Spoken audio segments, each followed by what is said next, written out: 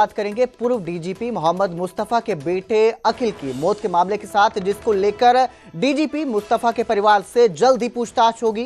News 18 पर SIT chief Vikram Nehra का बयान आया है। उन्होंने बड़ा बयान दिया और कहा कि 2-4 दिन में मुस्तफा परिवार को पूछताछ के लिए बुलाया जाएगा। अखिल से जुड़े लोगों से पूछताछ जारी है। अखिल के बारे में जो है जानकारी इकट्ठा की जा रही है। इसके साथ ही अखिल के कमरे से कुछ संदिग्ध चीजें मिली हैं। हमें नहीं पता सीबीआई केस की जांच करेगी या नहीं। सीबीआई जांच को लेकर जब उनसे सवाल किया गया तो उन्होंने कहा अभी साफ नहीं है, उन्हें पता नहीं है कि इस मामले में सीबीआई जांच करेगी या नहीं करेगी। और इसके साथ ही उन्होंने बताया कि अभी पोस्टमार्टम की पूरी रिपोर्ट आना बाकी है। तो आपको बता दें कि मोहम्मद मुस्तफा के बेटे की मौत के बाद इस पूरे मामले में संशय बना हुआ है। किस वजह से मौत हुई ये कारण अभी स्पष्ट नहीं है। पोस्टमार्टम रिपोर्ट पूरी तरह से नहीं आई है, जिसके बाद ही पता चल पाएगा कि वो हत्या है, आत्महत्या है या किस वजह से उसकी मौत हुई है। लेकिन इस मामले पर एसआईटी चीफ विक्रम नेहरा ने कहा कि जल्द ही मुस्तफा परिवार से पूछताछ की जाएगी।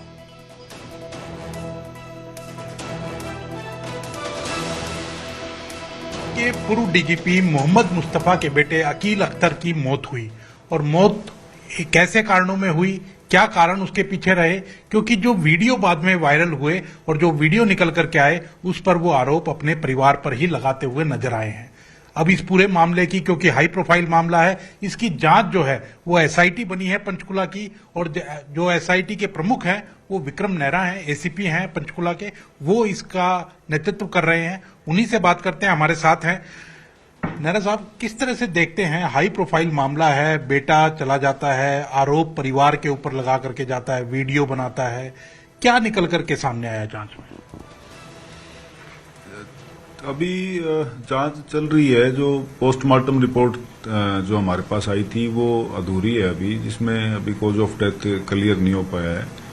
तो इसमें काफ़ी सारे एस्पेक्ट हैं, वो एक एक करके हम सब के ऊपर काम कर रहे हैं, जिसमें जो मृतक की मानसिक और शारीरिक जो भी स्थिति थी हेल्थ की, उसके बारे में, इसके अलावा परिवार में जो आरोप लगाए गए थे उस मृतक द्वारा अपने परिवार के अंदर जो संबंधों के बारे में, उसके ऊपर भी हम जांच कर रहे हैं। इसके अलावा जो मृतक के कमरे से जो भी हमें साक्ष्य मिले थे उन चीज़ों को भी हम एज एविडेंस देख रहे हैं। और इसमें काफ़ी सारे एस्पेक्ट हैं जिनके ऊपर एक एक करके हम काम कर रहे हैं। जब तक कि पोस्टमार्टम रिपोर्ट क्लियर नहीं हो जाती तब तक जांच जो है वो किस दिशा में, उसके आने के बाद ये तय होगा कि किस दिशा में जाएगी। और हम कोशिश कर रहे हैं कि जल्दी से जल्दी जो कॉज ऑफ डेथ है वो क्लियर हो जाए और जांच की दिशा में जाए। क्या लगता है आपको कि आत्महत्या है या हत्या नजर आती है? ओवर जो डोज है वो ड्रग्स की नजर आती है, क्या लगता है अभी इसमें क्या ध्यान में आता है? अभी प्राइमा फेसाई देखिए, पहले पोस्टमार्टम हुआ, उसके बाद शिकायत आई, उसके बाद एफआईआर दर्ज हुई। तो पोस्टमार्टम रिपोर्ट पोस्टमार्टम जो हुआ था वो एफआईआर दर्ज होने से पहले ही हो गया था। लेकिन इसमें कोई भी अभी डॉक्टर जी भी ये तय नहीं कर पा रहे हैं कि इसमें रीजन क्या था डेथ का।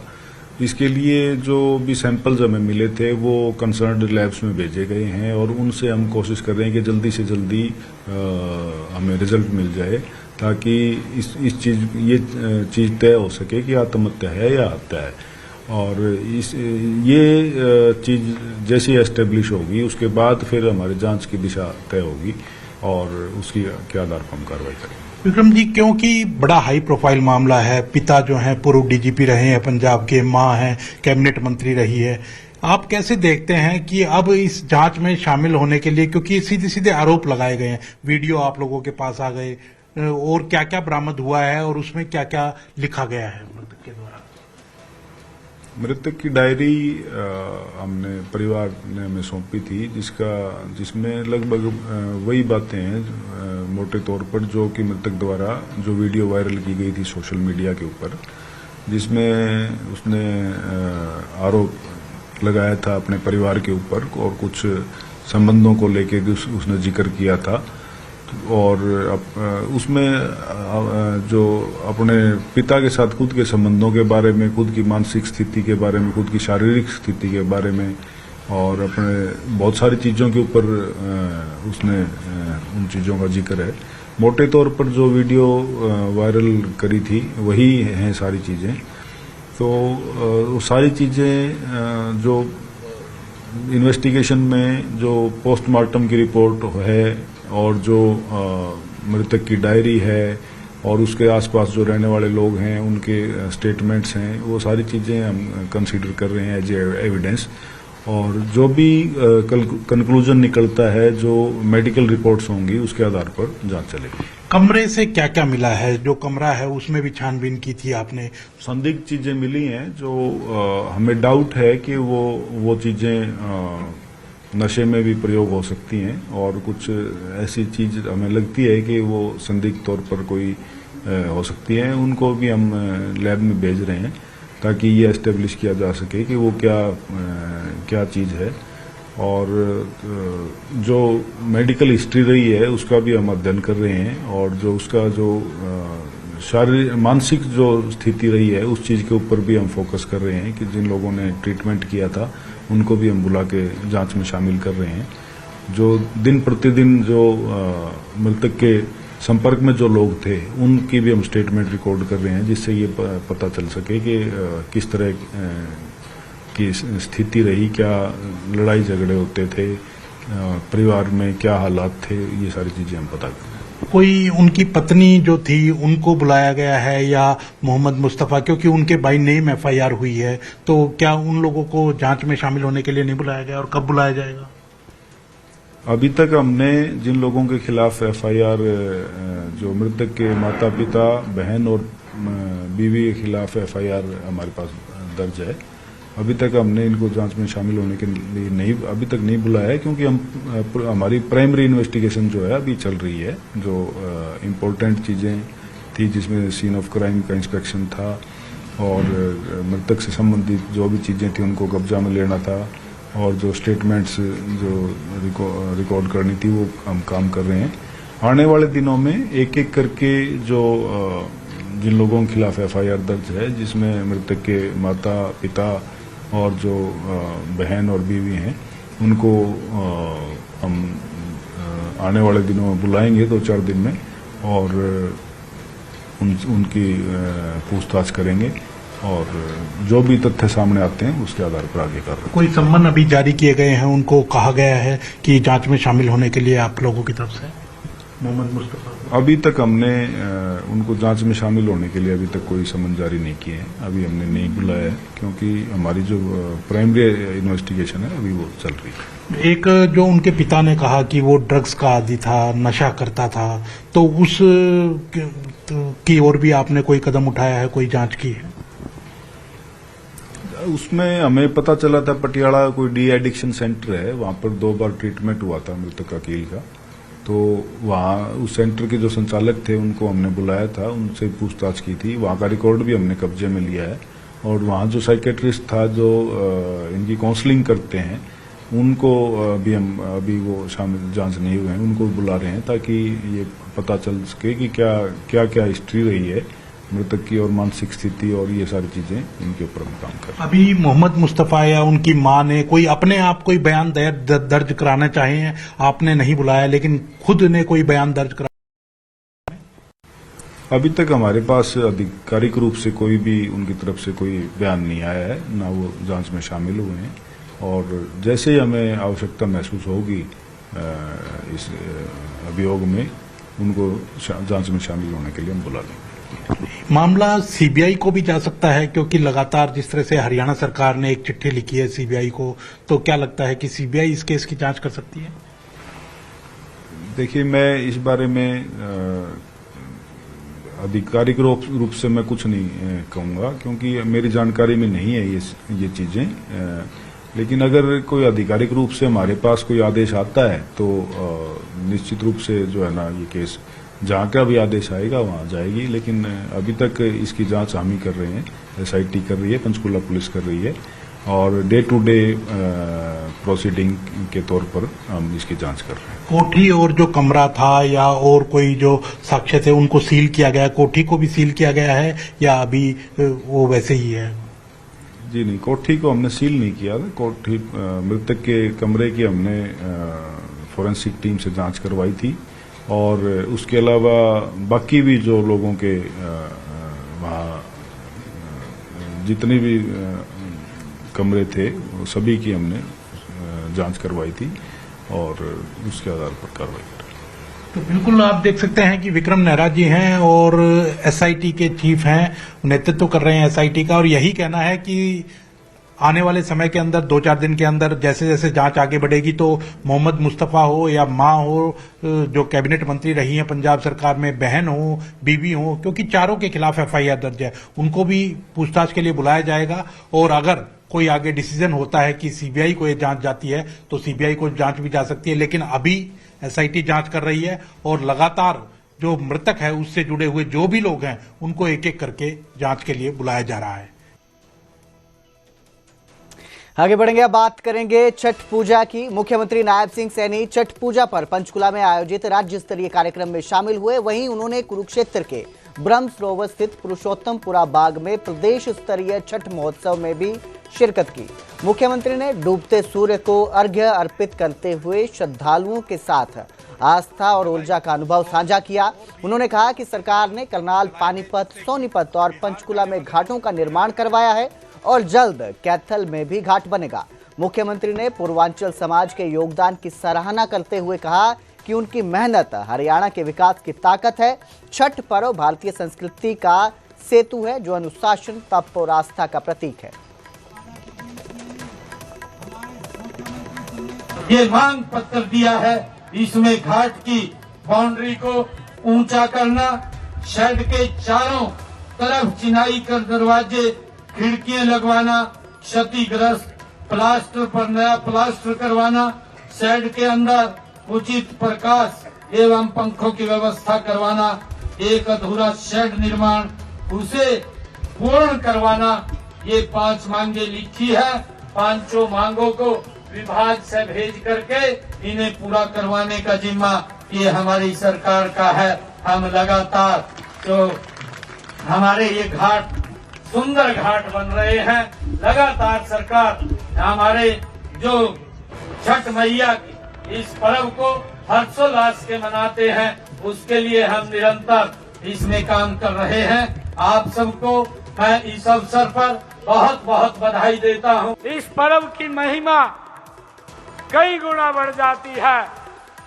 छठ मैया की कृपा से मुझे पिछले वर्ष भी इसी पवित्र भूमि पर, इसी समारोह में आप सबके बीच में शामिल होने का मुझे गर्व प्राप्त हुआ है।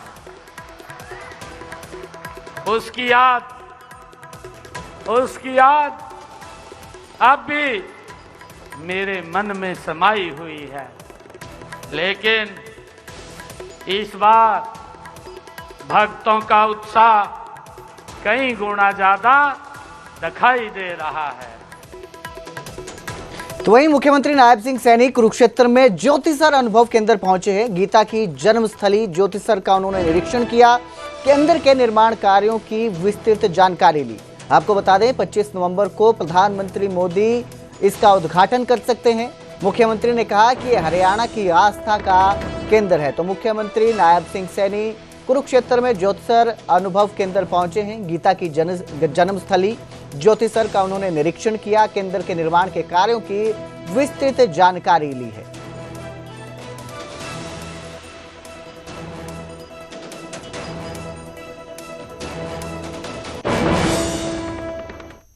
हरियाणा ओलंपिक एसोसिएशन के 12 साल बाद उसका गठन हुआ है और इस दौरान जसविंदर मीनू बेनीवाल ने अध्यक्ष की जिम्मेदारी संभाली।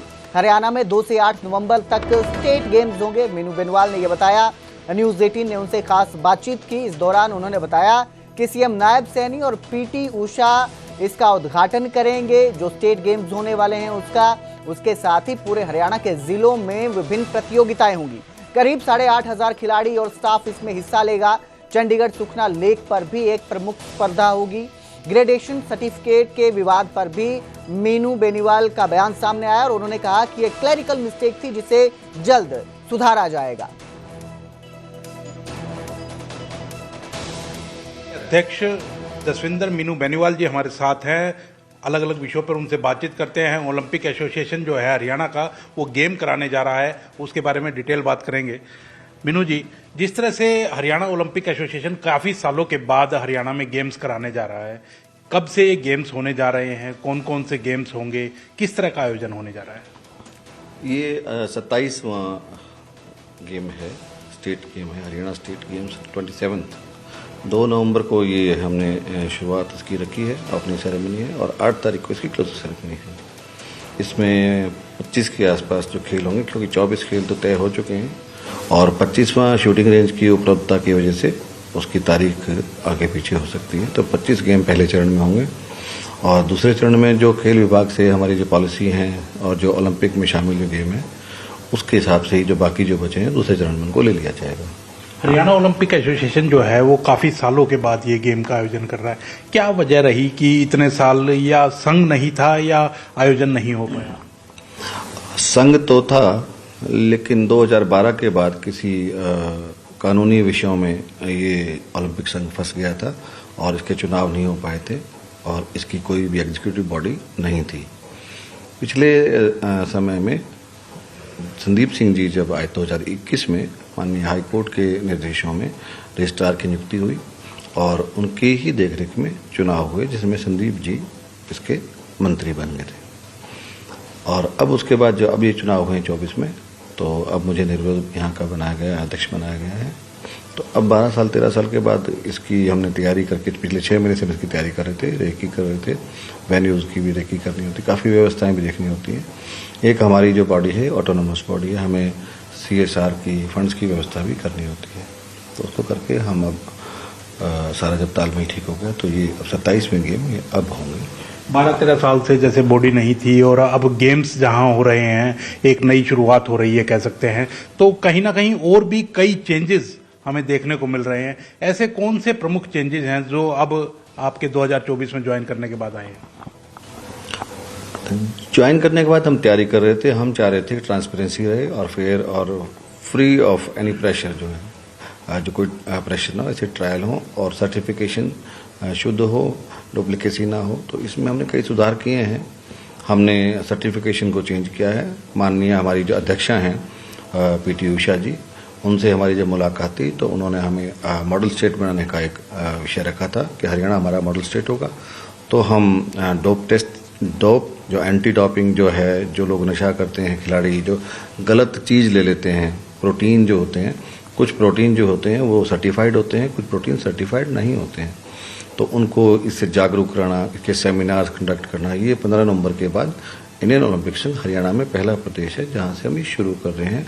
हर एक जिले में हम जाएंगे, नर्सरीज में जाएंगे, स्टेडियम्स में जाके जागृति पैदा करेंगे। दूसरा, हमने जो सर्टिफिकेशन है उसका प्रारूप बदला है। पहले जो नेशनल गेम्स तक जो सर्टिफिकेट होते थे उसमें सिर्फ नाम होता था एथलीट का, बाकी कोई जानकारी नहीं होती थी। हमने उसमें अभी, जैसा कि मैं आपको दिखाऊंगा थोड़ी देर बाद, उसमें हमने पिता और माता का नाम दोनों ऐड किए हैं और साथ उसका आधार कार्ड भी ऐड किया है, उसमें जोड़ दिया है, ताकि बाद में जब वेरिफिकेशन होती है तो प्रथम दृष्टया क्लियर हो जाए कि ये सर्टिफिकेट का जो व्यक्ति है, उक्त व्यक्ति, आधी जानकारी सर्टिफिकेट के ऊपर, बाकी उसकी फिर बाद में आ जाए। डुप्लीकेसी आ जाती है उसमें? कुछ ऐसी हमने नहीं देखा है, लेकिन हम सुन रहे हैं काफ़ी चीज़ें ऐसी अदालतों में भी हैं। कोई सर्टिफिकेट में डुप्लीकेसी पिछले दिनों में कभी हुई है 10-12 साल पहले, तो उसमें थोड़ा सुधार हो जाए, इसलिए हम प्रयास इसका कर।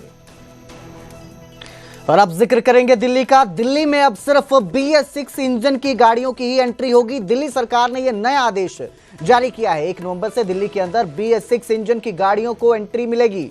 BS6 इंजन के बिना इंजन वाली गाड़ियों की एंट्री नहीं होगी। दिल्ली के बाहर रजिस्टर्ड गाड़ियां अगर BS6 इंजन की नहीं है तो उनको दिल्ली में प्रवेश नहीं मिलेगा। प्रदूषण से निपटने के लिए सरकार का यह नया फैसला है। नए आदेश जारी किए गए हैं।